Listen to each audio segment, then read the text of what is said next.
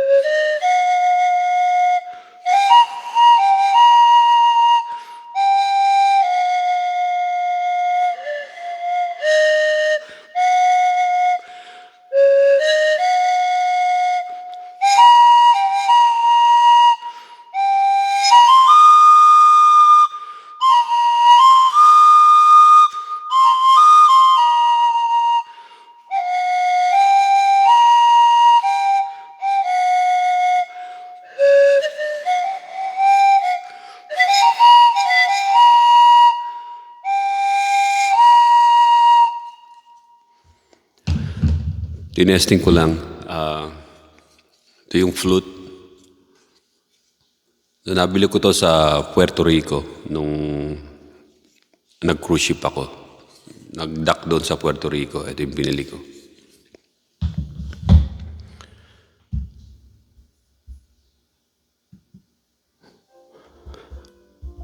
Magandang umaga sa inyo lahat. Ang haliman, hapon o gabi.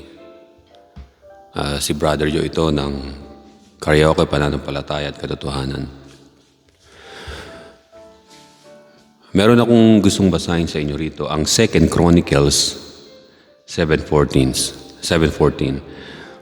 Alam niyo, pag sinabing Chronicles, ayun yung mga pangyayari like mga nasusulat. Parang yung Diaryo Chronicles, di ba? Yung mayroong mga nalalathala. Ito yung paglalathala. Yung Chronicles. 7 ng Chronicles verse 14. Ang sabi rito, basahin ko sa King James Version. If my people, which are called by my name, shall humble themselves and pray and seek my face and turn from their wicked ways, then will I hear from heaven and will forgive their sin and will heal their land. Saglit po tayo manalangin po. Pumikit at yumuko. O dakilang Diyos na buhay na mayroong pinakamataas sa pangalan sa lahat ng pangalan. Sa pangalan ng iyong anak na buktong na anak na sa Hesus Kristo kami lumalapit sa iyo, O Diyos na makapangyarihan sa lahat. At sa patnubay po ng Banal Espiritu Santo, kami pong lahat ay naninikulod sa iyo at nagpapakumbaba na kami linisin mo sa lahat ng kasalanan at patawarin mo po kami sa lahat ng aming mga pagkukulang at kasalanan sa pamamagitan ng iyong banal na dugo, Panginoon Jesucristo. Panginoon, itinatagubili namin sa inyo, Panginoon, ang oras na ito, ang araw na ito, sa pangalan ni Jesus. To God be the glory. Amen. Amen. Mga kaibigan, just recently lang dito sa Amerika, alam niyo po yung mga nabalita na maraming nag-video pa. Iba-ibang mga tao nag-video. Mga professional, mga pangkaraniwan gamit ng cellphone. May mga nagliparan, tawag nila drones. Kaya yung mga FBI, mga local police ng New York, Pennsylvania, at hindi lang yun. Nakita rin yung mga so-called drones sa San Diego, California. Dito sa lugar ko, California. So makikita natin dito na sabi nila na ano kaya yun, maaring may mga spy na raw na nakarating ng Amerika. Pero yung drones na so-called na iniimbestigahan ngayon ng mga mayor o kahit yung Senado ngayon ng US o yung mga leaders.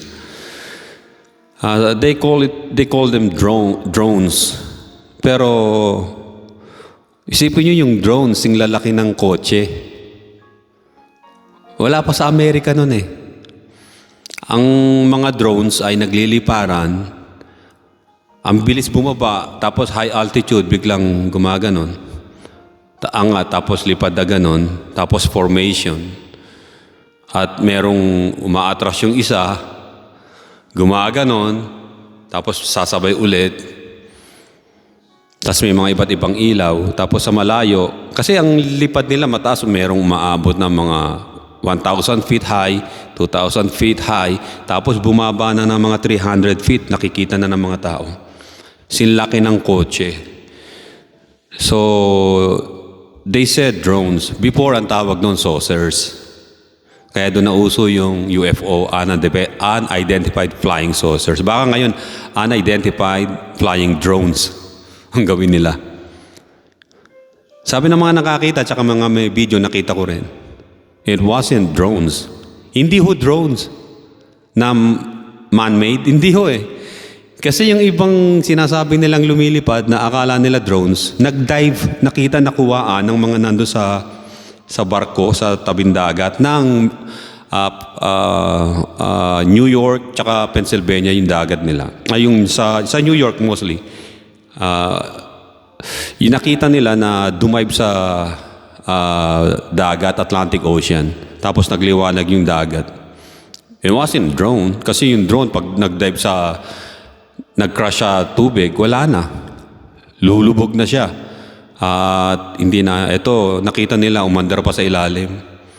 Maliwanag. Tapos, sabi ng iba, nakarinig sila ng crash dun sa forest, sa Pennsylvania. Pinuntahan kaagad ng maraming FBI, mga police, para tignan kung meron nga. Tapos sinasabi nila hindi raw threat sa national security o sa it wasn't pose any threat. Pero bakit nag-deploy siya ng napakaraming pulis tsaka yung FBI? They just wanna recover yung bagay kung sakaling may nag-crash para ano gawin nila? Reverse engineering. Marami nagsasabi na it wasn't drone from the US kasi nga wala silang drone na gano'n kahit sa military. Sinlalaki ng ng kotse. Baka sinlaki ng yung kotse kong Honda Accord. Ganun daw kalalaki. Nakita nila tsaka may mga video. Kasi yung iba rito, hindi muna nilalabas yung video kasi nga kukumpiskahin ng ng FBI tsaka ng ibang mga law enforcement agency. Ako meron ako nun na video, yung information nagliliparan sa ere na parang balls of lights. Nasa akin yun, hindi ko nilalabas. Nakatago sa possession ko yun. Pero pinakita ko sa iba, pero hindi ko shinare. Share siguro yung pagdating ng panahon na everybody we have to share it, merong ganito. Maalalaman naman natin kung AI o fakes, pero yung nakita niyo, maraming tao po ang nakakuha ng mga video, cellphone, camera nila. At may mga lumabas talaga at kinuhaan. Matagal na umikot-ikot sa New York, tapos Pennsylvania, tapos nakarating kaagad ng San Diego. So, sabi nila, they don't know kung ano yun. They don't know. Tapos kayo mga Christian, pag sinabi nyo kaagad, baka mga demonyo, fallen angels. Come on guys. Gagamitin ko na guys sa inyo. Kasi, tandaan ninyo, maging sa Book of Revelation, Book of Daniel, Book of Ezekiel, maging si Jesus Christ yung sinabi niya sa huling araw, di ba? Magbabagsakan yung mga parang balls of lights, parang mga egos. We don't really know kung ang binabanggit ng Panginoon sa Kristo yung mga nakikita ngayon sa himpapawid. Kasi sabi ni Jesus Christ, there will be signs sa heaven and then sa earth. Sa heaven, maraming signs ang sabi. Magbabagsakan silang parang mga fig tree alam natin, some of them like missiles, yung mga rockets, tulad ng labanan ng Israel tsaka Iran, na biglang nag-back out yung Iran tsaka yung Syria, natakot sila kasi pumasok yung Israel na doon sa boundary. At yung sa northern part na yon, eto, sasabihin kasi yung totoo.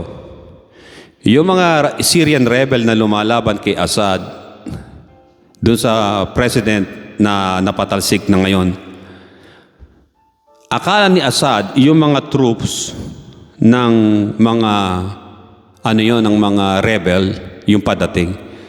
Pero hindi. Kaya tumakbo yung mga armed forces ni Assad, nakita nila. Kasi yung Israel nandun na nakapasok. Yung mga padating sa north, hindi yung mga ngayon na maging yung mga dating Al-Qaeda na nag-terrorist tapos lumaban na kay Assad, hindi. Yung mga puwersa ni Assad, they thought they were surrounded by angels. Pumasok na ang Israel. Tandaan ninyo, yung Levant na ipinangako ng Diyos kay Abraham sa Old Testament, mula sa Egypt, sa river ng Egypt, Nile River. Pagkatapos yung Mount Sinai, kanila yon. Yung buong Syria, kanila yon. At yung sa Iraq, yung river doon, kasi 4 rivers yun 4 rivers.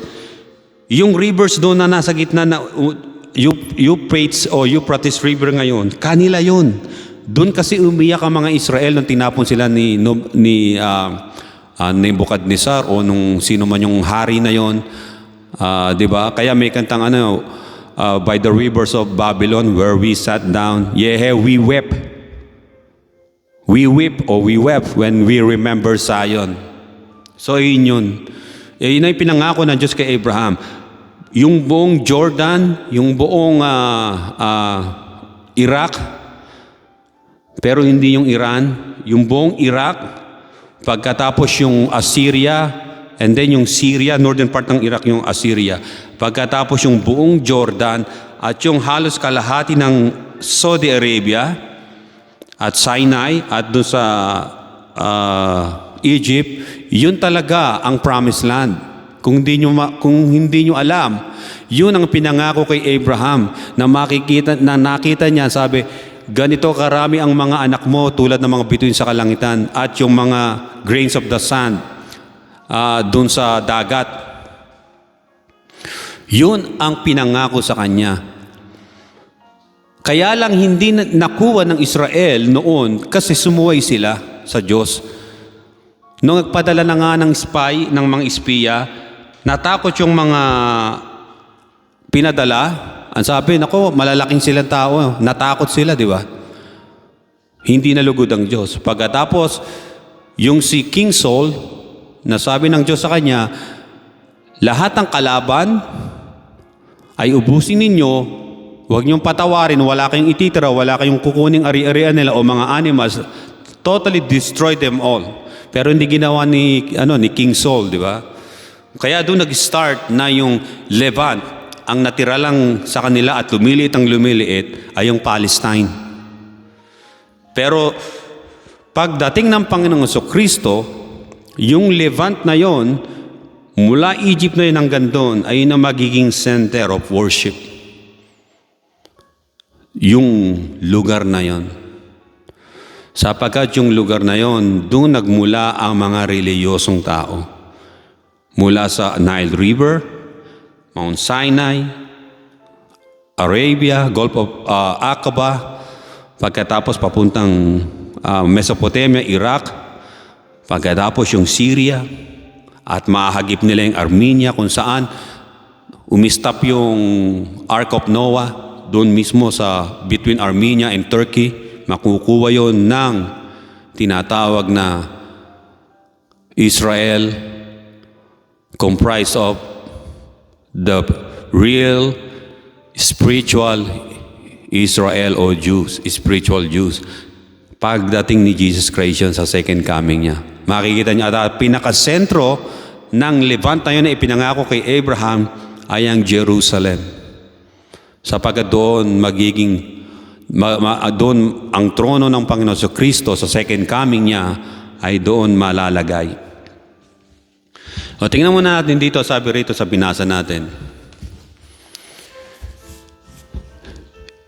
If my people, which are called by my name, shall humble themselves and pray, and seek my face and turn from their wicked ways, then will I hear from heaven and will forgive their sin and will heal their land. Ito yung patungkol sa paano tayo papansinin ng Diyos.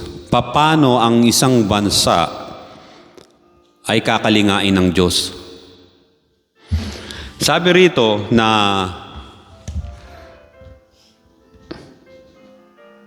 merong sa verse 14, this chapter and this verse 7:14 ng Second Chronicles, merong isang word, the word if. Alam niyo ibig sabihin ng word na if? Yung if ng word na yon ay this is introducing ito sa isang conditional clause.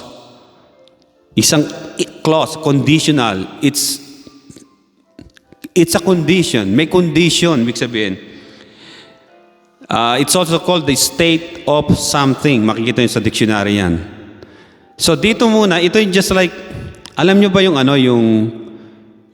doorknob, yung mga padlock ng mga kandado, di ba? Mga door, nakalock, di ba? You don't have a key o any key para mabuksan. So ganun din yun sa 7:14, para ikaw ay mapansin ng Diyos, mapuna ka ng Diyos at mahabag sa iyo ang Diyos. Merong lock. Ang lock na yon ay yung tinatawag na if. At yung if na yon, ang magagamit mo lang doon sa if na yon ay yung key para mabuksan mo yung if. There's a conditional. Kaya lock pa rin, nakalock, nakasarado. Pero God said, if. So, this is a conditional clause, a state of something. What is a state? A state, the particular condition that someone or something is in at a specific time. Parang ano yan? Time deposit yan. Kung sa mga bangko. Halimbawa sa Bank of the Philippine Islands, maglalagay ka ng may time deposit ka. Time deposit, di ba? Ang tanong ng iba, magagamit mo ba yung time deposit mo in case of emergency? Yes, may mga gumawa na niyan. Pero dun yung if you will provide this and if you will provide that, ayun ang ano ng bangko. So merong if, that's conditional, pero magagawa ng paraan ng bangko. Paano kung yung ka-joint mo ay namatay o nagkasakit, hindi kayang mag-withdraw, di ba? O gagamitin mo yun. If, so, you gonna write a letter, you gonna make a letter, pagkatapos pa-notary mo, mas mahalaga na merong notaryo para may kopya, it's nagbabind na siya into a legal documents, at yun ang ipapasa mo sa bangko. At kung meron pa mang hinihinging ang isang bangko, you have to give them the proof. Ayun yung if, ay conditional. So, makikita natin sa Hebrew word, ang salitang if ay im. Im. It is a hypothetical condition. Example, humihingi ka. Sa Hebrew to, sa tradisyon ng mga Hebreo, humihingi ka ng pagkain. Ano ang magiging conditional nila sa iyo? If you throw this net into the sea or into the river, you will get food. Yun ang pagbibigay nila ng pagkain. Hindi yung galing sa refrigerator o sa bibigyan mo yung isang tao. Kaugalian nila to sa Hebreo, yung mga Israeli nung panahon na yon. At hanggang ngayon, yung mga Jew, if you want money, they won't gonna give you money. Instead, they gonna let you borrow their store. You sell something from the store, and then they're gonna give you their share. Sa mga Hudyo lang yun, until now. So yung if na yon ay isang hypothetical condition. If, meaning, if you do this favor for me, that's what God wants us to do. Bakit ginawa ng Diyos yun? Kasi anyone can say, well, I am a child of God. No. Makikita natin sa kasunod dito, sabi ng verse 14, if my people, God said, my people. Sino ang binigyan ng Diyos ng conditional? His own people. Ang mga Israelites sila ay chosen nation according to Abraham's promise to Abraham.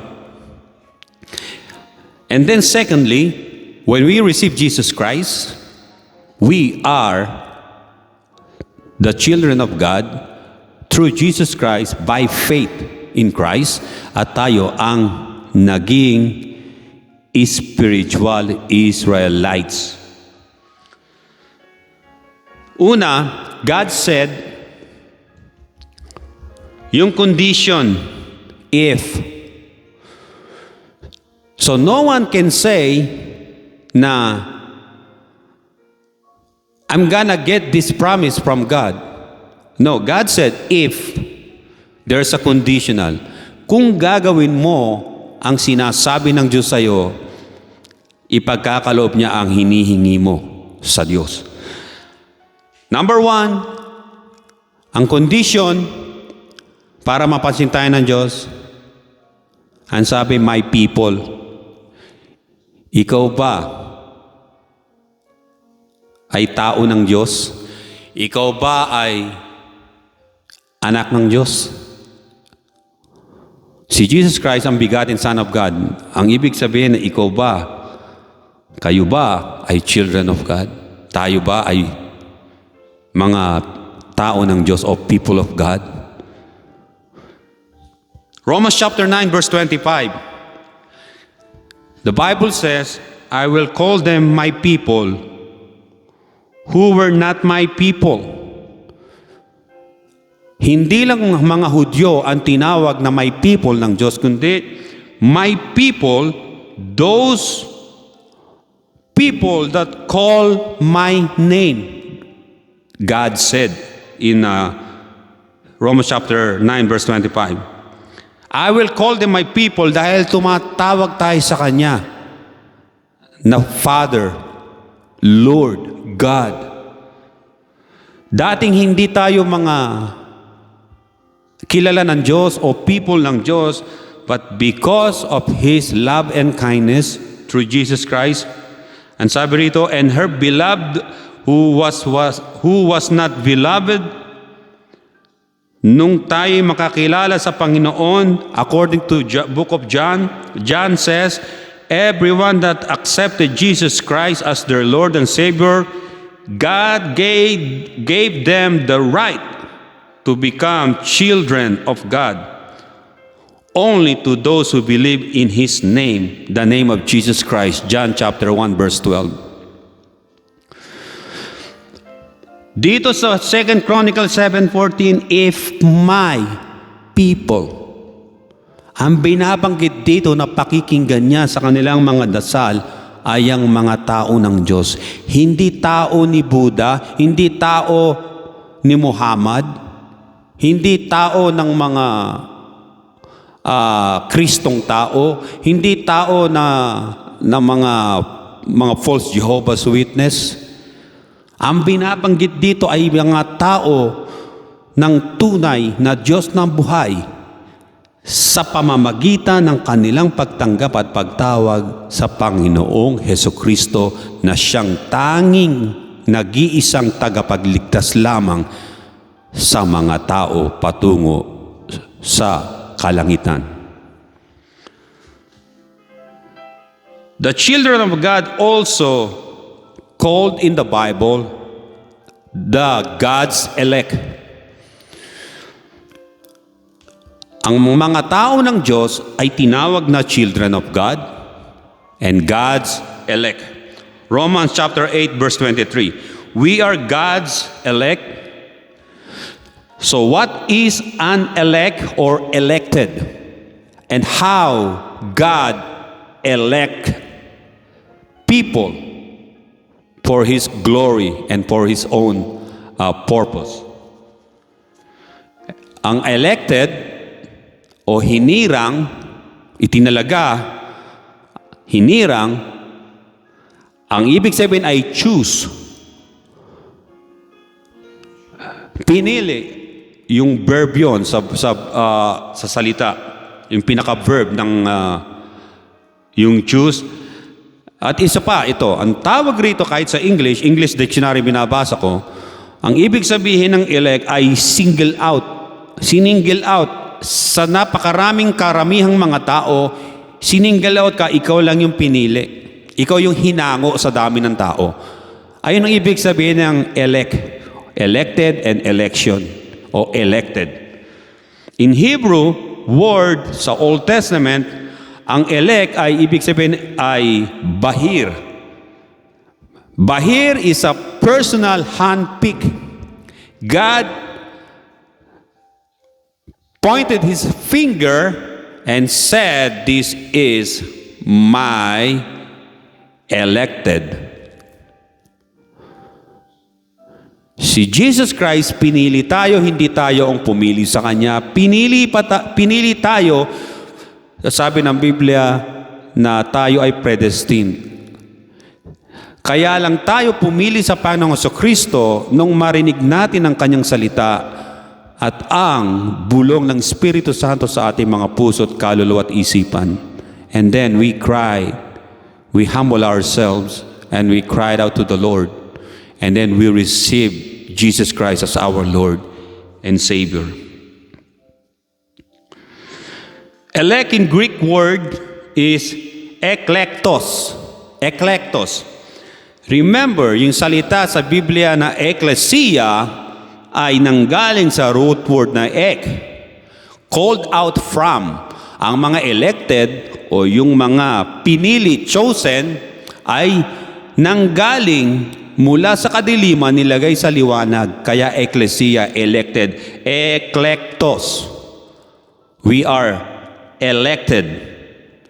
Na-elect tayo ng Diyos means, ang ibig sabihin ay chosen for a specific purpose or precious position and obtain salvation. And to obtain salvation. Ano ang position natin sa kalangitan? Sumamba sa Panginoon, the highest form ng gawain. At higit pa sa gawain ng mga anghel, ay ang tayong lahat ay day and night non-stop na nagwo-worship, nagpe-praise sa Panginoon, nagpe-praise sa Panginoon sa kalangitan forever and ever.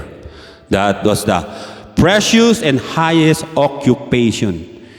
Ano ang highest paid na occupation sa mundo? Sabi nila presidente, sabi nila inventor. Mga kapatid, Jesus said, kahit anong yaman natin, anong laki ng kinikita natin, yung kinikita mo, it's only para magkaroon ka ng contentment sa sarili mo, para may pambili kang pagkain pag nagugutom ka. Pero ang spiritual mo ay patay pa rin. And you don't know what time, what day, what hour, what minute ka mamamatay. And then all of this wealth na nasa yung sinasabi mo na pinagmamalaki mo ay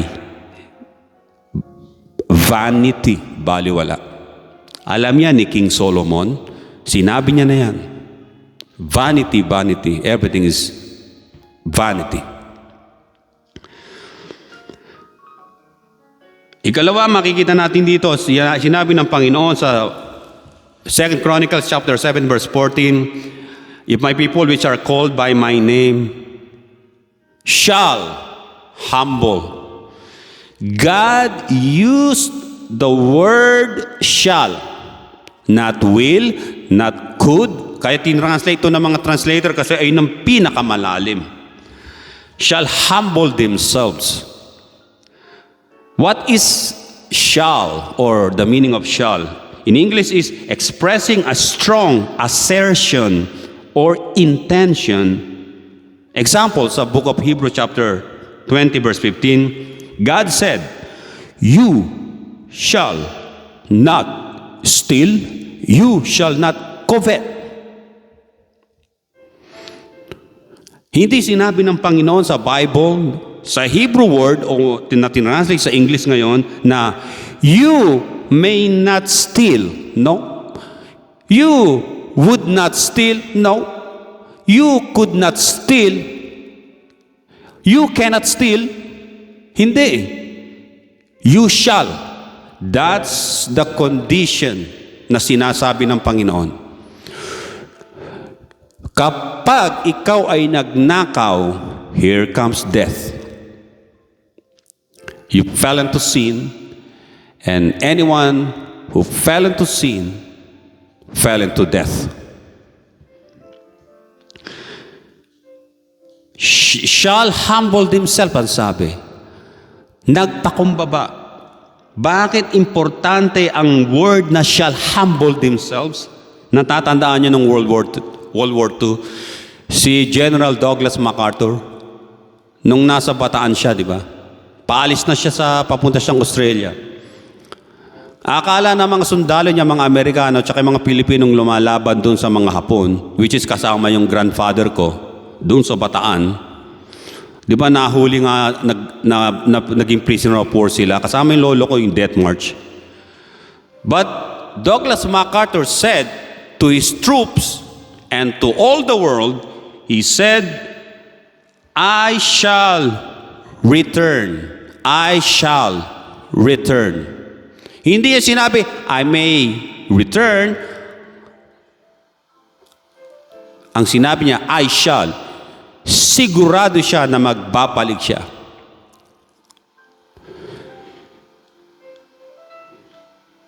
And then, nung bumalik siya, dumating na ang katakot-takot na bombardment sa lahat ng mga installation o battery ng mga Japanese.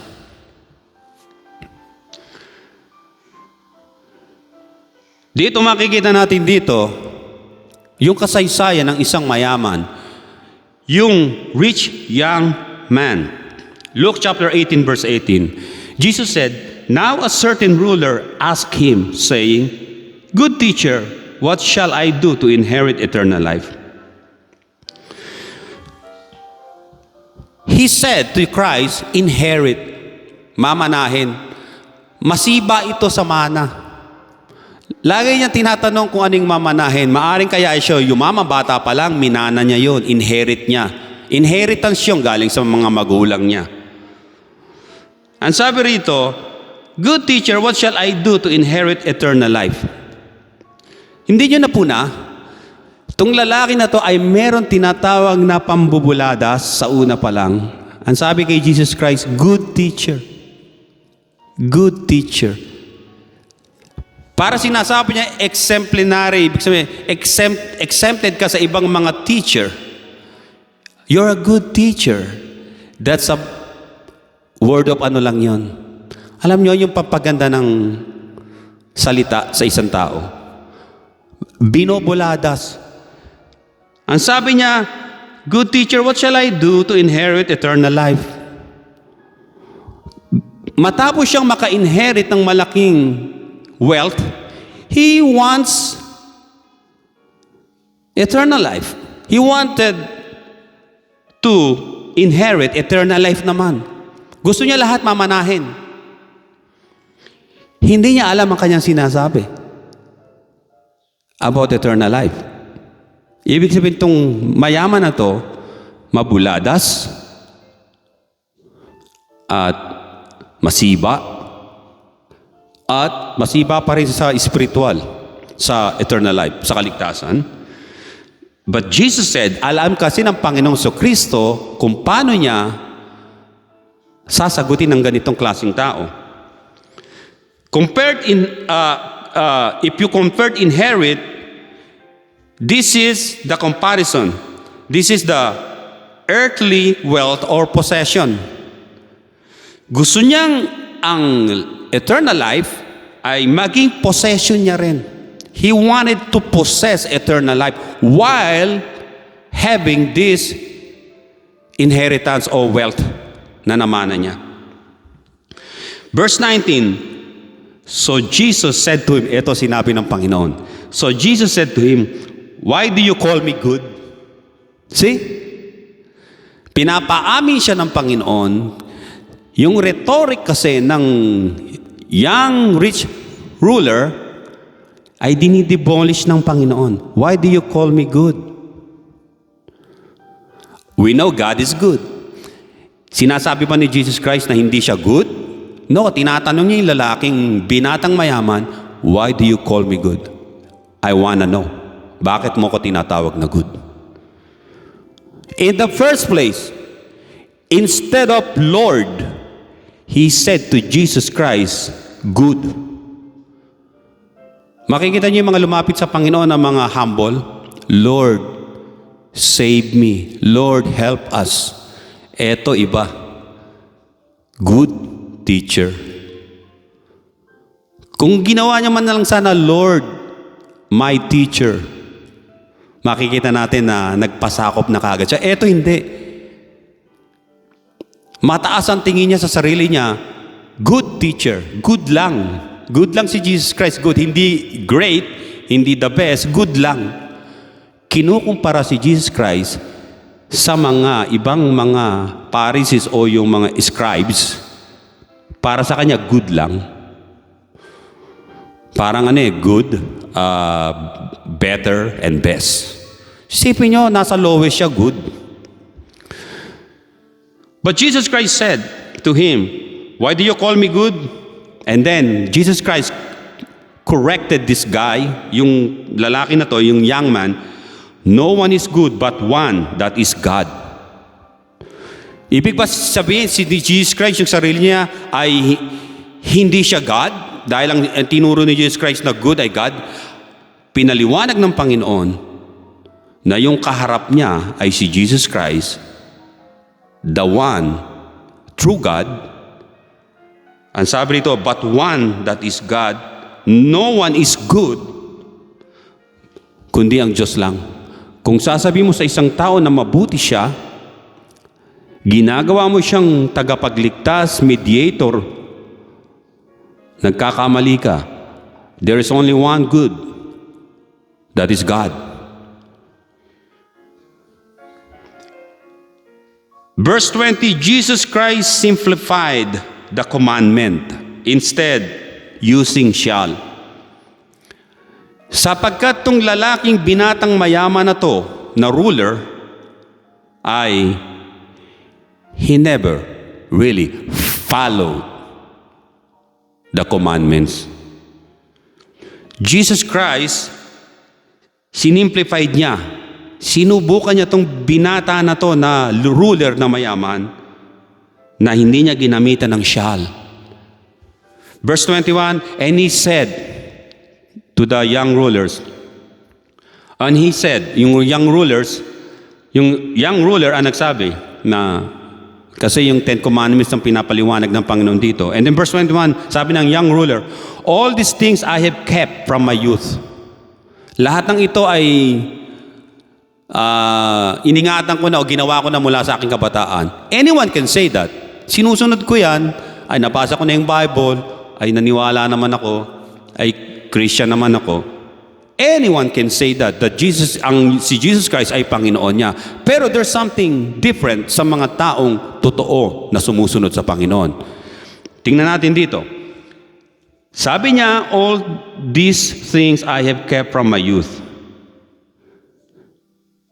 Alam niyo yung mga kabataan ng panahon na yon, tefillin, Yung binabalot nila sa kamay ng mga Hudyo, ng mga Jew, pagpupunta sa mga sinagog nila, tatalian, magtatali sa ulo, tapos lahat ng mga commandments ni Moses, yung 10 commandments, ilalagay nila sa parang bulsa ng leather sa ulo nila.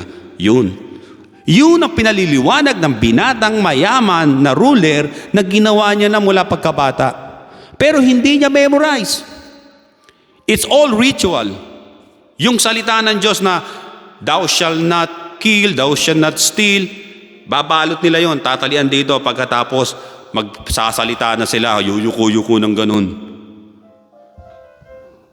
Ginawa niya na nga mula pagkabata, pero hindi niya sinapamuhay.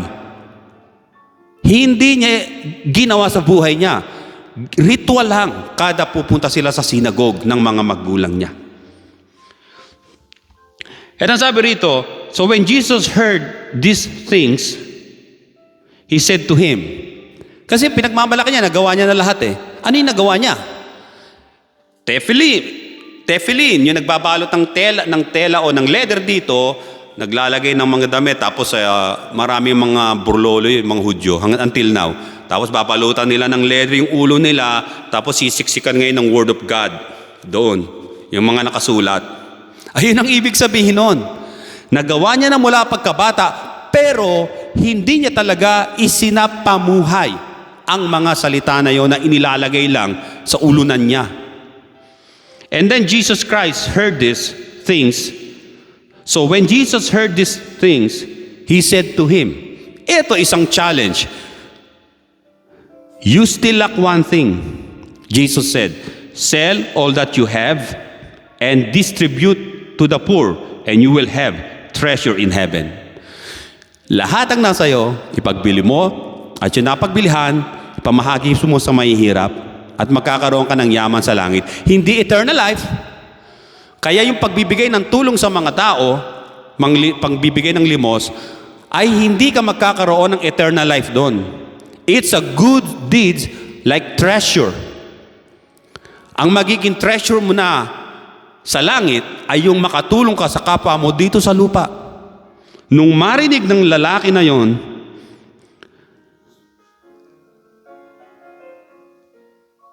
and ang sabi rito, Jesus Christ said, matapos siyang sabihin yon, na distribute mo sa mga may hirap at magkakaroon ka ng treasure sa heaven, but not eternal life, tulad ng sinasabi ng Biblia at sinasabi ko na sa pagbibigay mo ng tulong, anumang mga kabutihan na yan ay hindi magiging hindi ka magkakaroon ng buhay na walang hanggan doon.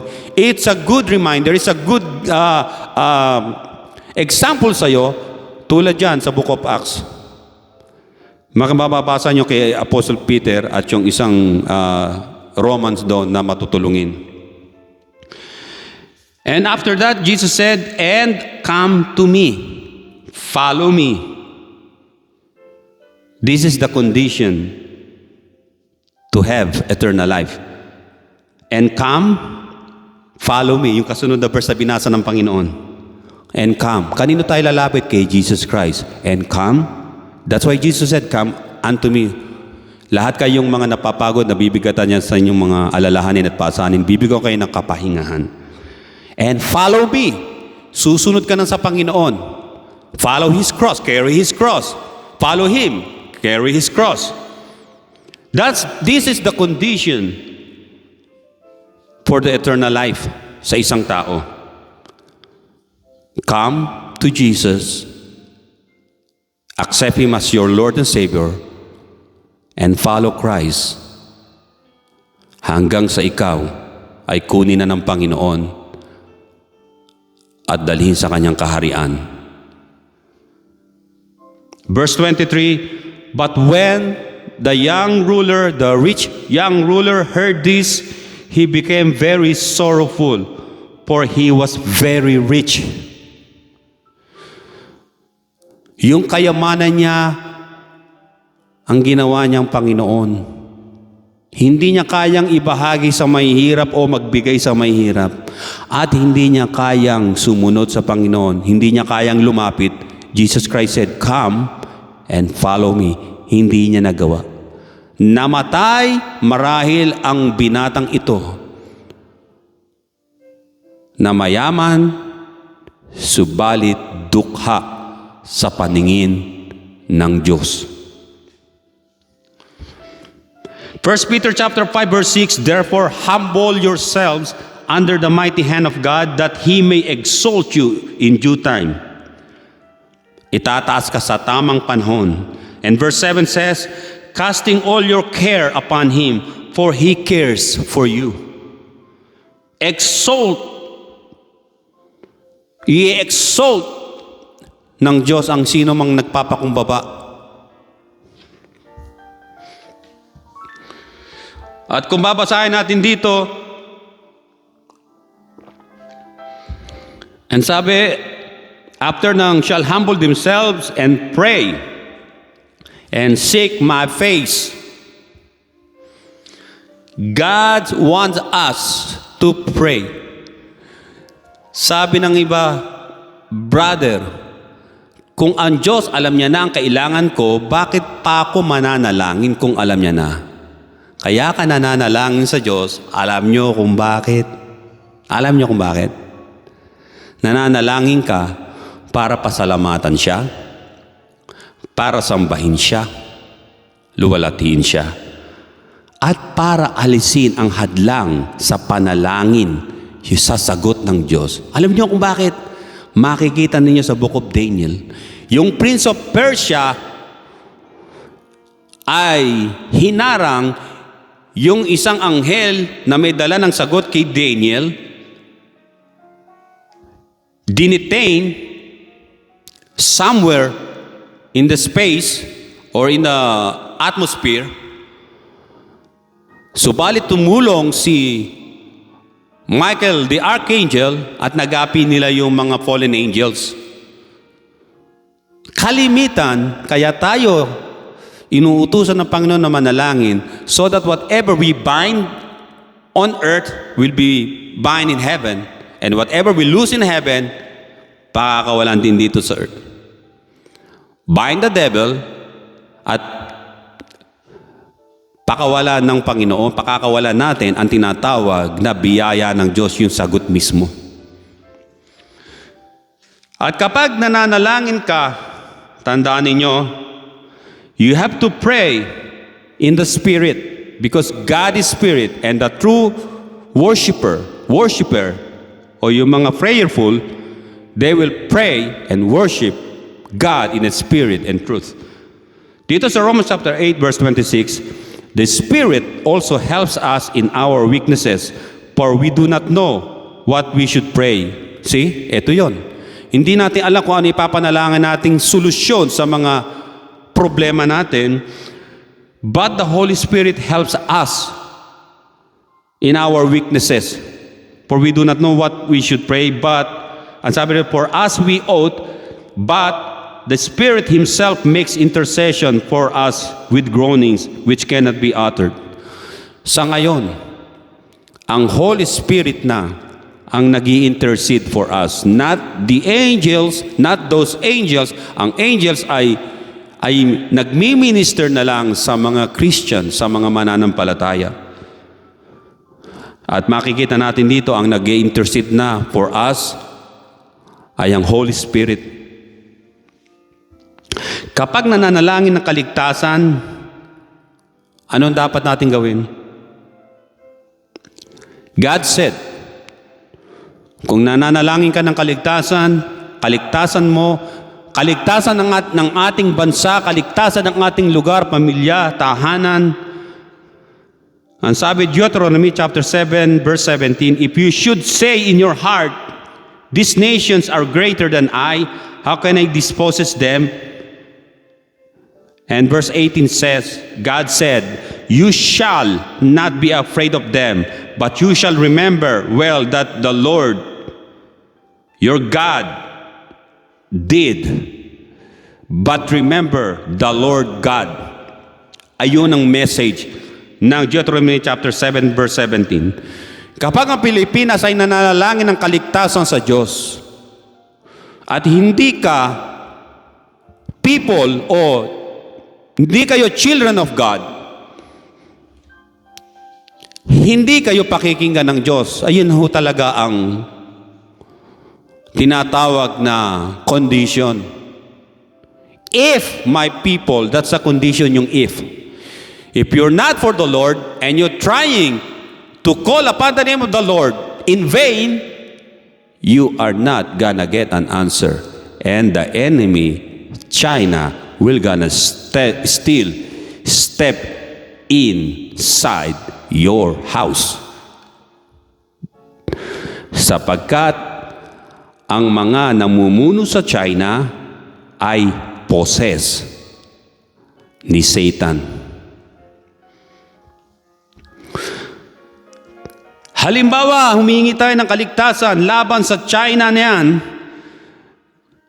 This is the word of the Lord na ginamit ni Joshua at saka ni Moses, na you should say in your heart na kapag sinasabi nyo sa inyong puso, paano namin tatalunin ng China? This nation are greater than I, sinasabi nyo yun. And sinasabi nyo, how can I dispossess them? But God said in verse 18, you shall not be afraid of them. Do not be afraid of them. Sapagkat the one who died on the cross said, napagtagumpayan niya na ang lahat. Anong kailangang dapat gawin ng mga Kristiyano, mga Pilipinong Kristiyanong tunay, na katulad ko, katulad nyo, katulad ng mga nakikinig? Manalangin kayo, talian natin ang masamang espiritu na umaalipin sa circle ng mga Chinese communist na yon. We cannot bring war to China, but we can bring war against those evil spirit na nag-ahari doon sa mga tao na yon. Ang sabi rito, but you shall remember well the Lord thy God. Alalahanin natin ang Diyos na tunay at Diyos na buhay para kumilos siya.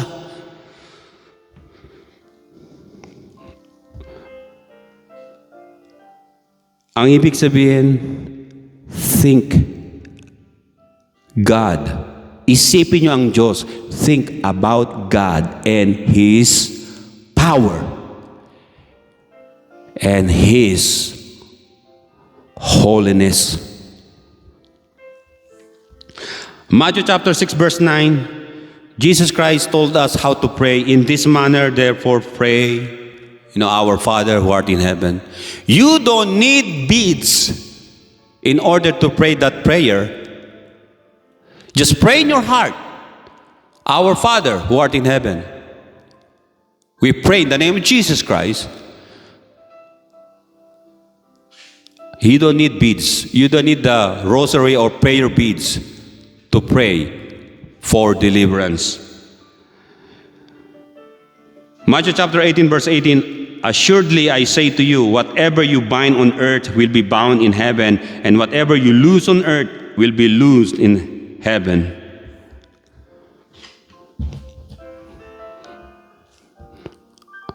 Ang sinasabi ko, mga kapatid,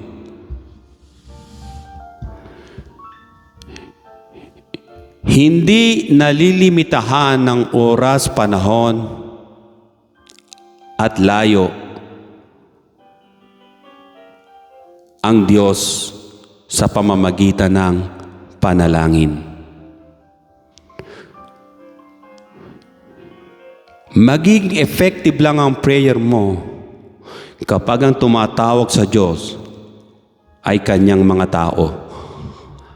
Ang sabi rito, if my people, 2 Chronicles 7:14, if my people which are called by my name shall humble themselves and pray and seek my face, hahanapin ang mukha ng Diyos. Seeking the face of God, ang ibig sabihin nito ay seeking His holiness. You cannot see God without holiness. Yung iba sinasabi, paano kung mahanap ang mukha ng Diyos? Kinakailangan ko ba pumunta pa ako ng Quiapo, binabibiling mga tela doon na ano? Hindi yon. Alam natin na hindi yon. Made in China pa yon. Hindi yon ang mukha ng Diyos na pinapahanap sa atin. We have to seek the face of God. Meaning, God's attributes, His holiness, ang kanyang grasya, ang kanyang biyaya sa atin, ang habag niya, mercy niya. Ayun ang hanapin natin. Maaaring sinasabi ng iba, ang sabi ng Biblia, literal ko bang hahanapin ang mukha ng Diyos? No one can see God. Hindi natin makikita ang Diyos sa kanyang physical na anyo sapagkat God is Spirit. Tulad yan ng sinasabi ng mga kasabihan, maging sa kasulatan. And the Spirit of God, just like a wind, blew o hinipan ang face of the earth. At ang sabi na ng Biblia sa Old Testament, di ba? Ang mga tao kumalat daw sa face of the earth. Ang earth ay merong face. Ano ang face ng mundo? Water, land, air. At hindi lang yon, merong mga plants, animals, life. Yun ang pinaka-attributes ng earth. Subalit hahanapin natin ang mukha ng Diyos, ang ibig sabihin nito, ang kanyang kabanalan, ang kanyang kabutihan, ang kanyang kapangyarihan, at ang kanyang kapatawaran sa atin. And turn from their wicked ways, then will I hear from heaven and will forgive their sins and will heal their land. Patatawarin tayo sa kasalanan, pakikinggan tayo, patatawarin sa kasalanan at sasagipin ang ating bansa.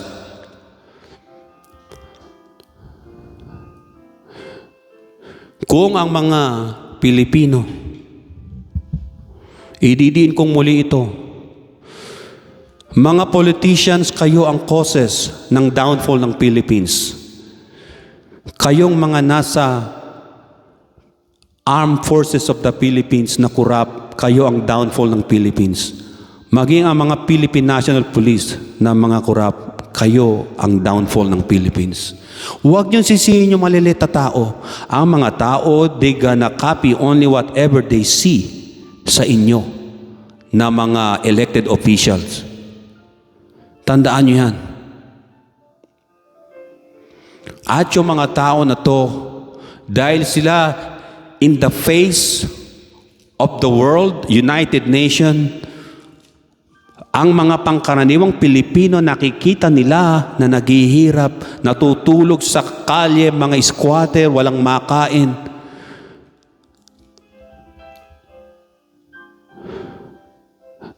Naging ganun sila. Hindi dahil sa kanila, kundi dahil sa inyo.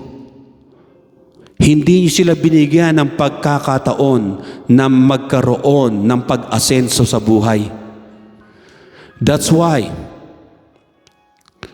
kayong mga corrupt sa Philippines, in the name of the Lord Jesus Christ, ibabagsak kayo ng Diyos. And your bodies will gonna scattered in every streets of the Philippines. Nakikita ko, kapag hindi kayo nagbago before 2030, iraravage ng China ang Philippines at maraming mamamatay na Pilipino.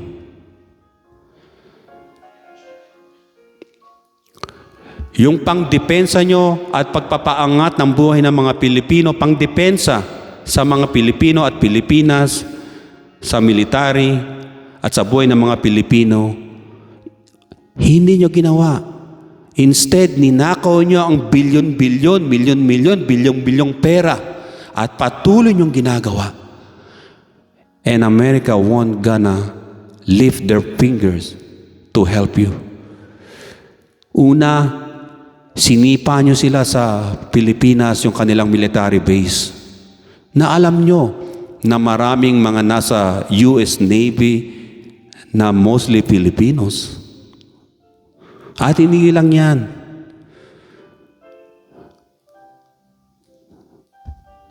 Pinapasok nyo ang maraming kalaban ng Amerika dyan. Mga espiyang Chinese. Sino ang nag-ari-arian sa Pilipinas? Mga demonic Chinese, illegal Chinese citizens. Naging mayor pa, mahiya naman kayo. Listen to me. There were 4 chopstick nations that will invade the Philippines. Nauna na yung Japan. Here comes China. And next, North Korea will gonna merge to South Korea. May interest siya sa Pilipinas. Dahil yung mga citizen nila nagpuntahan na sa Philippines, and then, they discovered the natural resources. At pagkatapos ng Korea, there gonna be one Korea, hindi pa rin nagbago ang Philippines, wala siyang pag-angat sa ekonomiya at yung mga tao man naghihirap pa rin. At ang military ay napakahina pa rin. Kung batok-batukan ng China, alam niyo yung China ngayon, para silang pag mainit ang ulo dahil hindi nila maupakan yung Amerika, nakita yung isang kinakawawa nilang Pilipinas, babatok-batukan, doon nila iaano yung galit, gagawin kang punching bag. Is that the right attitude mo, Pilipino, na nagpapaapi ka? Listen to this. Unang salta ko sa Amerika, nagtrabaho ako before I joined the military. Nagtrabaho ako sa isang air condition distribution ng dito sa Amerika. Ang trabaho ko dyan, nag-ooperate ako ng forklift, kumukuha ako ng mga order. Merong isang Chinese doon na as in, mayabang, siraulo daw. Sabi na nila ng mga siraulo daw talaga, kahit yung mga Amerikanong iba, binabara niya o ginagawa. Isang beses, nilait-lait ako. Ang kaibigan ko doon ay isang Mexican. Siya yung kaibigan ko talaga. Mga, mas mababait pa sila doon sa Chinese na yun. Tapos, dahil alam niya na ako'y Filipino, para ang tingin sa akin mababa. Yung minamaliit ako. Alam niya naman ako, hindi ako kumikibo eh. Kasi unang kong trabaho din yun. Pangalawa, pangalawa, yan. Pagkatapos, may sinabi siya sa akin, against me and against my country, the Philippines. Against my people, against my race. Ang ginawa ko, hindi ako kumibo. Let's see, outside. I'm not gonna do my plan dito sa loob ng company. Dinrive ko yung kotse ko. Nakiangkas siya doon sa isang Mexican na kaibigan ko. Hinabol ko doon sa bago siya pumunta ng freeway. Alam niyo, parang sa movie, kinat ko sila, inano ko sa gitnang gano'n. Bumaba ko. Yung Chinese, hinata ko. Alam niyo, sabi, takot. Kasi hindi ako pumayag magpadarag sa kanya. Inawat lang ako ng Mexican. Sabi sa akin ng Mexican, Joe, I know you can kill this guy. Pero how about your family? Sa kanya lang ako nakinig. Sabi ko, next time. Sabi ko sa Chinese na kasama ko doon sa trabaho, sabi ko, next time, if I see you like that again, you're done. Pagkatapos kinabukasan, nag-report sa sabi ng mga supervisor doon, kilala ako. Hindi naman nangyari sa loob ng kaya walang kaso, anong demanda mo, walang sa labas. Kasi inutakan ko sa labas ko dapat sa Nakita niya, ako bilang Pilipino, hindi ako nagpadarag. Babatukan ako? No way. But kayo, sa Pilipinas, nagpapabatok sa China. Alam niyo kung bakit? Kasi, your conscience is not clean. You're all corrupt. And if someone is corrupt, he cannot stand against his enemy. Hindi. Pababayaan kayo ng Diyos. Even though you're general, nag-aral kayo sa academy ng Pilipinas, you're a garbage. You're a garbage. Any general dyan. Kasi, yung prinsipyo nyo, yung napag-aralan nyo sa academy, military academy, it's just a piece of SHIT. Ang kailangan nyo, pera, hindi yung dignidad. Now, face the consequence. Either you die not fighting, or you die fighting for the country. The Bible says, if my people who are called by my name shall humble themselves and pray and seek my face, then, ang sabi rito, and turn away from their wicked ways, I will heal from heaven, and I will forgive their sins and heal their land. That's it. Ayun ang kondisyon ng Diyos sa atin, sa inyo.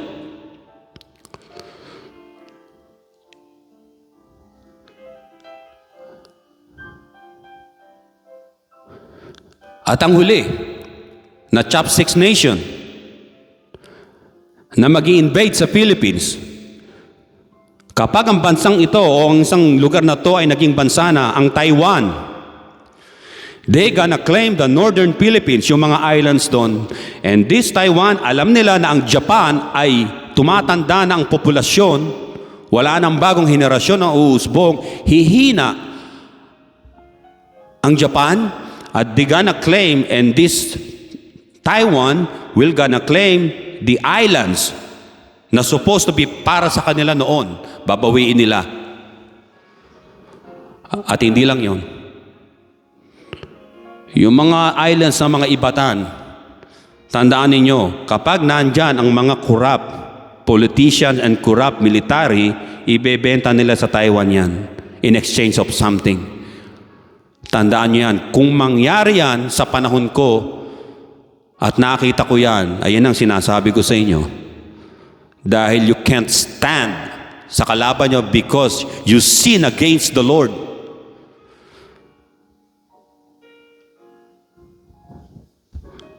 After China, Korea, and then Taiwan, 4 silang chopsticks nation na magpapahirap sa Philippines. 4.